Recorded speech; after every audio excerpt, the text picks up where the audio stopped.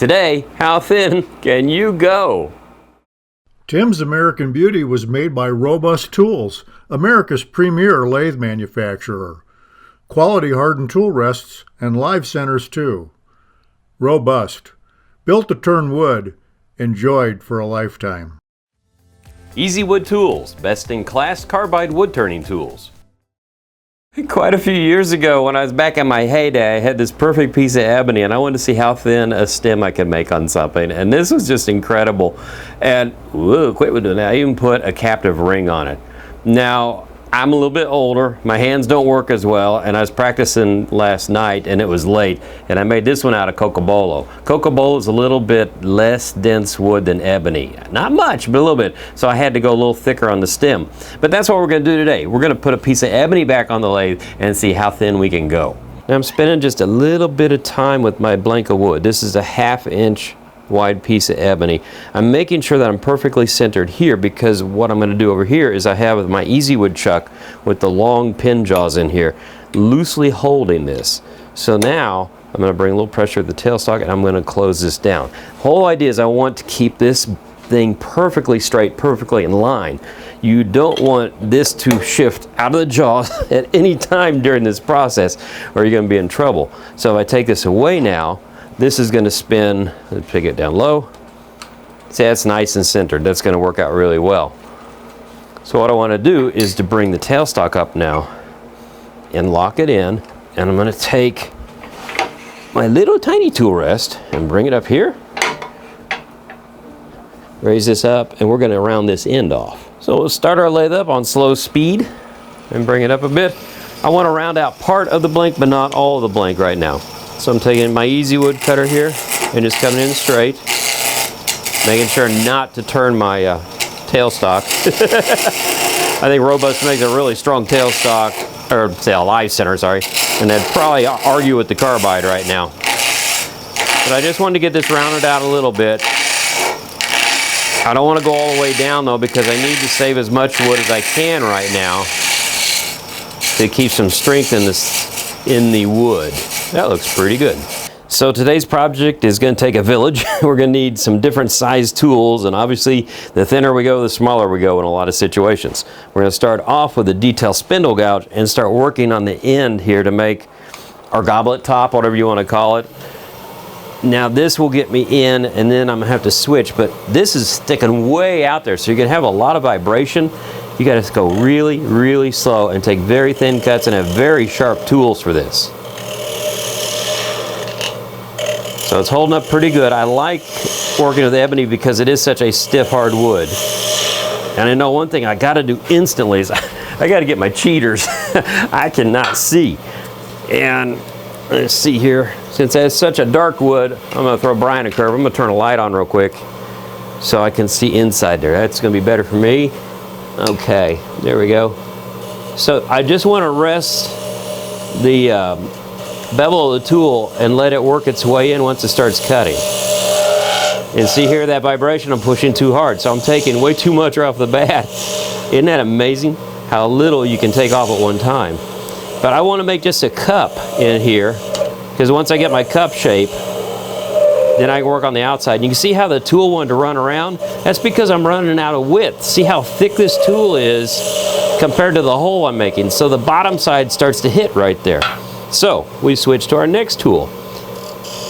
And I've had this thing for years. I'm not sure even where I got it. But it's a miniature set of turning tools. And it really works well. Now, careful there, you don't want to get a catch like I just did. So I'm going to drag this here, and that's gonna round that edge. We're going to come in here. And okay, where I'm going wrong is, see, I'm having to go up real high with this tool. I've got to raise this up just a little bit and make an accommodation for the smaller tool. So we'll drag this back, clean this up. You can put your finger here to actually keep the vibration from happening. And then we can come back in here, get our tool going again. There's our cut. Okay, now I'm going to run into the same issue here. This one is starting to bottom out now. Bring this down so I can see inside. So we come to our little bitty one now. I'm at the right height, but look at the overhang. It is so thin it's going to vibrate really quickly, so I can't go much further out over the tool rest than this. And I want to make a very clean cut because it's very hard to sand in here.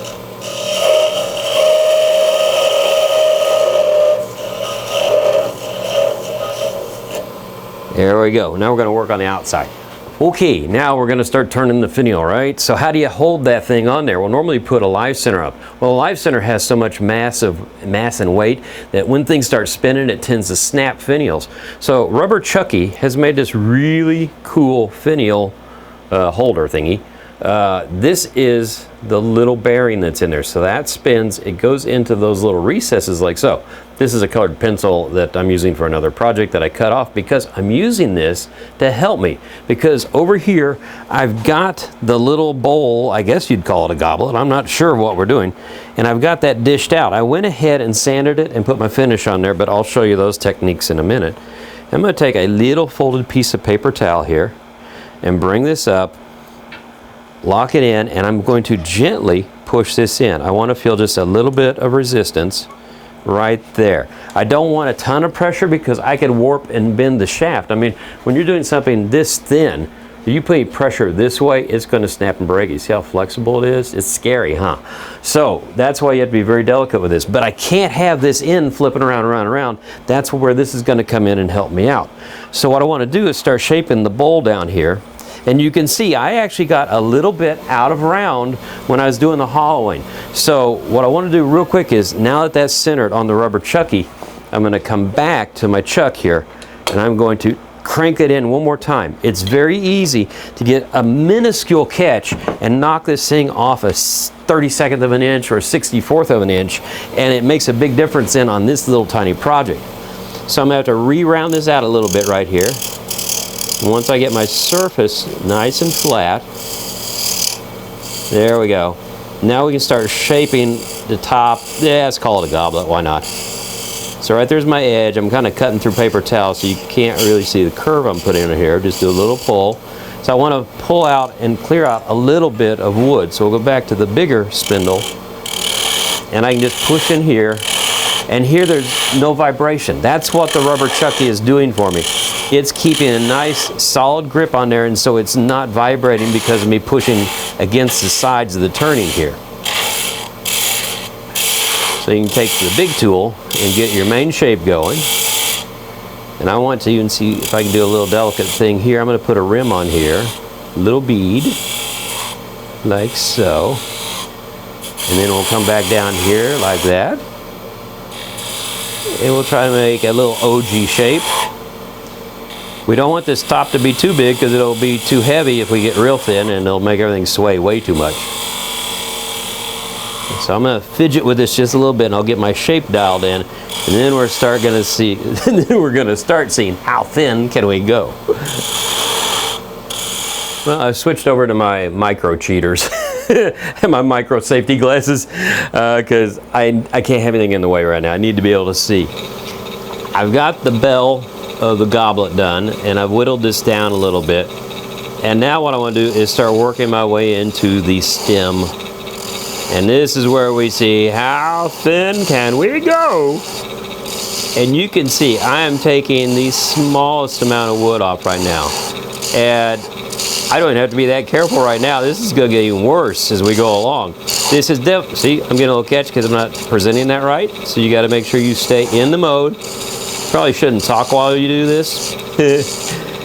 But I mean, this is not a thing that you really want to do to lower your stress.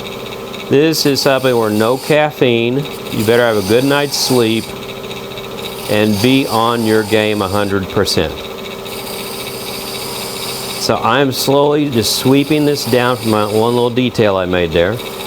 And by the way, with the ebony, it's wonderful because I can start sanding at 400 grit. Hear that little tiny bit of vibration? That is amazing that that's all we're hearing, because that little bitty bearing in there is doing all the work right now. It is doing a great job. So I am working my way back and forth, right? And I'm not even near where I need to be. Now, if you remember right, we've shown you videos before with straws. and show the fibers, like the capillaries in our body, if that's the right term. These straws go up through the tree, and each individual straw brings water in it. Well, I don't know how thin those are, but we're getting down to just a single 10 straws. I don't know. Old growth trees, they're really tight. They're really, really small. But we're getting down to the fibers of the tree here, and so you have to be very careful, because if you take it too thin and you cut one fiber too much, bam, it snaps off. I almost feel like I need to shut up for a moment because this is getting so thin. But you can see that I'm working a 1/4 of an inch section here. I'm just trying to make sure this transition looks good, because nothing's going to look worse than a really skinny spindle and a really lousy looking top. I have my hands braced into the tool rest, and I'm just incrementally advancing the tool. Breathing actually becomes an issue. So I think we're getting into the area I want to be right now. Okay, so that's there. Next step, we want to very carefully start coming in again and making cuts this way. You want to present the tool flat and work your way back. So I'm going to move this wood back a little bit more, and we're going to expose more of the stem. And we'll see how things turn out.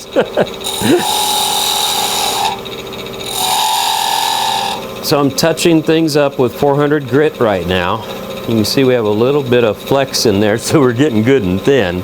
So the finish I'm using is Yorkshire grit. I think I said that right for the first time. I always call it Yorkshire. This is the abrasive compound. This is a microfine abrasive. So we want to start with just, the smallest amount of this stuff you can imagine, because there's not much that we're putting on here and we're not covering much. You just very gently want to apply it. It immediately makes the wood dark. Now you have to be very careful. You've got to apply pressure to make this work. So you want to come in from both sides and give it equal tension. If you screw this up, you're going to snap this off with your fingers. Now we need to go to the dry side and let it burn in and burn off. And that's where the abrasives go, and that's where the shine comes from. You have to be very careful in these little cracks here, because I'm going back over something I already did, so I got to clean that out without putting too much pressure on it. Right there in that little V groove. Okay, so that's good. Now, beautiful looking color already. Let's go for the white, which is the microfine. It's just a little bitty bit. And one fun thing about this whole project was this is one of the few projects you can sand and really don't have to worry about wearing a dust mask. There's nothing going on there big enough to come even hit you. Okay, so I've got the white on there. Now I got to be very careful. I'm using a paper towel, by the way, because it has the best chance of tearing if it gets caught. If I was using a real cloth and it got caught, well, we snapped it. This thing is gone. I'm also using very, very small amounts of paper here, because I don't want a big thing flopping around, because that is devastating on something like this. So there we go. Now you can see, I'm going to stop this just so you can see the beauty of it. Maybe you can see it better with the white behind it. Look how thin we're getting. Look how beautiful that ebony looks. Oh man. I can stop here, but you know what? Let's keep going.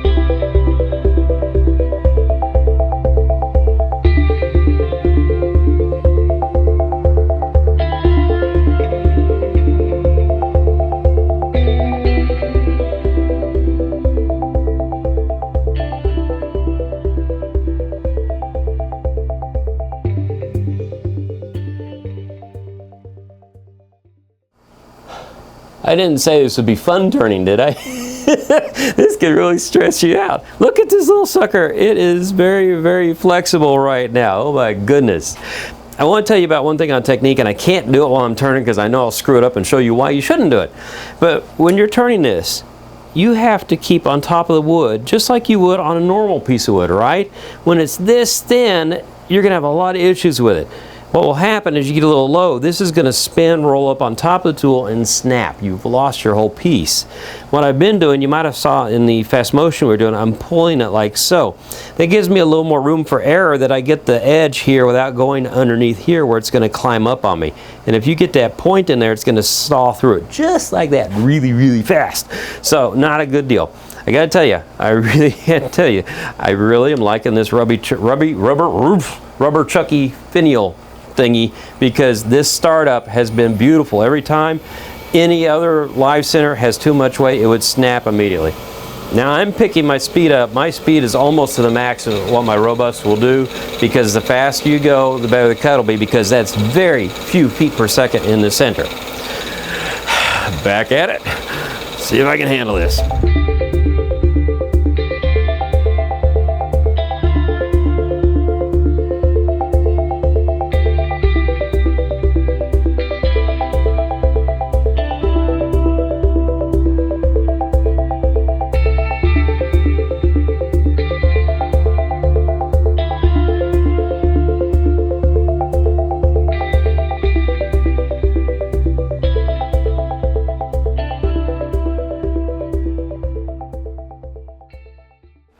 I think we did pretty good. Oh my goodness. That is thin. Now, of course, the only thing we have left to do is to part it off. So I'm actually going to take this back just a little bit, so when I part it off, I'm not going to whack into anything. I still want it up there just for help. So, oops, rest too high, bring it down a little bit. I'm going to turn the speed down a bit. Oh lordy. All this work, you really don't want to screw it up now. So I am going to pull this all the way back and hold this with my finger. So now we're not in contact there. Oh, look at this last step. We got it off of there. I am so happy. That is, whoa. That is so cool. We achieved what we wanted. So, how thin can you go? That was a lot of fun. Until next time on Wood Turning, keep turning. Tim's American Beauty was made by Robust Tools, America's premier lathe manufacturer. Quality hardened tool rests and live centers too. Robust. Built to turn wood. Enjoyed for a lifetime. Easy Wood Tools, best in class carbide wood turning tools.